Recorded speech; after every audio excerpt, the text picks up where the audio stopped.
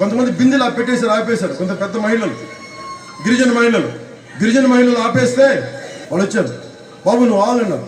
ఏమ్మా ఇక్కడ ఆపారంటే ఏం లేదు, నేను చూసి నువ్వు ఒకసారి మా బాధలు చూస్తావాలంటే సరే నన్ను లోపల తీసుకెళ్ళారు. 7 కిలోమీటర్ల లోపల తీసుకెళ్ళారు. ఆవిడ ఒకటే మాట ఉంది, మీ అమ్మ చిన్నప్పుడు నీళ్లు పట్టుకునేది నువ్వు చెప్పావు కదా ఇది ఇంటర్వ్యూలో, మా బాధలు అర్థం చేసుకుంటా నేను లోపల తీసుకెళ్తున్నావు, రాయ నాతో పాటు రా అని. పాపం పెద్ద ఆవిడండి, 70 ఏళ్ళు ఆవిడ. నేనే జారిపోతా ఉంటే బిందులు పట్టుకుని అంతమంది నడుస్తూ ఉంటే అడుగుతా ఉన్నా, ఏమ్మా మీరు పడిపోరా అంటే ఆమె నవ్వుతా, ఎందుకు పడవయ్యా మళ్ళీ లేచి మళ్ళీ వేరే బతుకులే ఉన్నాయి వేరే కదా అని. అది ఆవిడ ఒక అన్నం మాకు మాట చెప్తా. తిరిగి నేను మీ ఫోటో కూడా ఉంటుంది, సోషల్ మీడియాలో ఫోటో ఉంటుంది, మీ ఇద్దరు నవ్వుతున్నట్టు, ఇద్దరు పెద్దవాళ్ళ మధ్యలో ఉంటా. ఆ ఫోటో అనే కథ ఏంటంటే అందరు చెప్తారు నాకు తెలుసు నువ్వు వస్తావని, మా పిల్లలు ఏమంటారు నీ పెద్ద కొడుకు పవన్ కళ్యాణ్ వస్తున్నాడు వాడు చెప్పుకునే సమస్యలు పెట్టుకోను.